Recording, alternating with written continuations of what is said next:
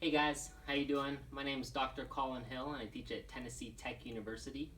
Today we'll be talking about the MTSBOA 11th and 12th grader Timpani Etude. I'm just going to talk through this and kind of give you guys a few hints about it, some things that I do to maybe help you out with it, make it sound a little bit better. So the first thing is you really can help the clarity at the very beginning by doing this thing called clarity dampening, alright? A lot of times we dampen the drums to stop the drums from ringing in like a rest or at the end of a piece. We also can dampen to provide clarity between pitches, alright? So what I mean by that is when you strike one drum, you're also going to dampen the previous drum. And if you dampen right when you strike the next one, you don't hear the little sound of your hand hitting the drum. The reason why I would do that in the beginning is because we have all the drums ringing at some point, alright? And it can just kind of create this sound, this resonant sound that interferes with the primary note that we want to hear as a listener. So, for example, here's without doing the dampening.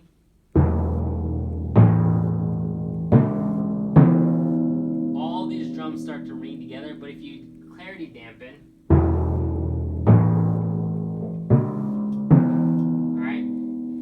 definitely take out the sound on the downbeat of measure 2. Alright, let me do that one more time. Then we get really clear sounds from each drums. Alright, when we get to measure 4, really make sure that you play dead center. It makes a big difference in the sound. Just moving by an inch or two sounds totally different. Listen. That's dead center. Here's coming just off a little bit. Really hear that resonance, and I think we really want that dead sound here for that moment. Also make sure you notice that should be very quiet. It's marked mezzo piano, right? And the left hand is marked a dynamic level above that mezzo forte. So just keep it very subdued and in the background. When you get to measure 6, we have a 3 against 2, alright? And just make sure you kind of get this sound in your ear. It's not that hard once you figure it out, but it's this rhythm. So I'll play this hand a little bit louder so you can hear the polyrhythm. Alright. When you get to measure 8, we have a forte piano roll. I would probably recommend striking the drum loudly and then waiting a second and then starting your roll at a soft dynamic. It actually creates more resonance, alright, and it enables you to sneak in at that quiet dynamic. So, for example, it sounds like 1, 2, 3, 4. Right, leave it out for a split second. 1, I'm starting on beat 2, 2, 3, 4. 1, 2, 3, 4. Alright. One of the trickiest things about this etude is the tuning change. Alright, it happens pretty quickly. And we have to go, each drum goes up a half step. So I would really plan this out so that you tune in time. So for me, I would probably start with the 29-inch drum, right, where this A goes to a B flat, because that's kind of my tonic of my harmony, right? It's really 1, 3, 5, and 5 of your scale. So I would probably tune in time, so I'd go 1, 2, and then 3, 4. 1, 2, 3, 4. 1, 2, 3, 4. And I'll do this drum last because it's the next drum I play. Alright? Then I would tune this one. 4, 2, 3, 4, play. Now, of course, you want to do that silently. If you have gauges, use them. If not, just do what I did very quietly. Alright? And then you have your next pitches. Alright?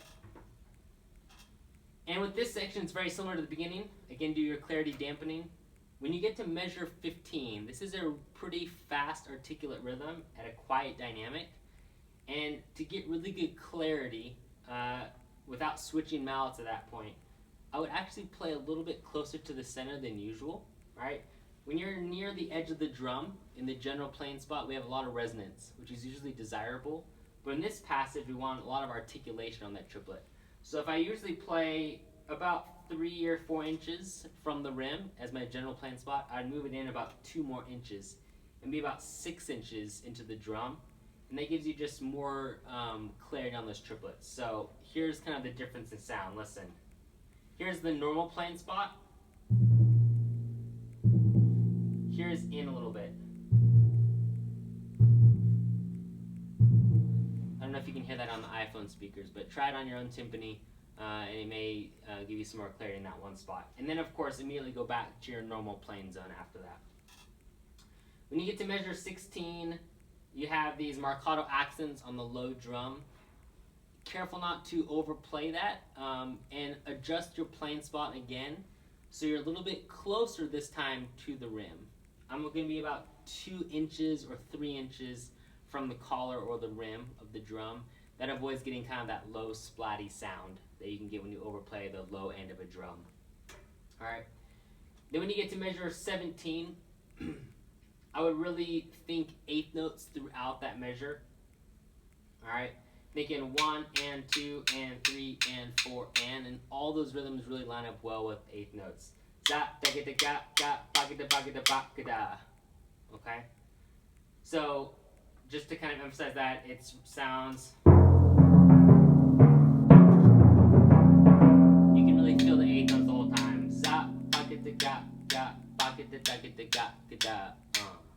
Alright? And then the very last thing to consider is it says dampen all drums at the very, very end of the piece. Alright? At that point, we've played all the drums in that measure, so they're all going to be ringing, yet we only have 2 hands. So I would dampen in the most recent order that we've played. Alright? And luckily we have a quarter note right there at the end. So we can actually play and 4 and 1. We can dampen these 2 drums on the and of 4 because it's supposed to sustain for a quarter note. So that measure in slow motion is and 1. And then you get all the drums out in time without sacrificing crazy movements or having to dampen notes sooner than you want. Alright? So hopefully this helps a little bit. Please feel free to contact me on Facebook or email me if you have any more questions. And hopefully these tips have helped you play this piece a little bit better. Thanks for listening.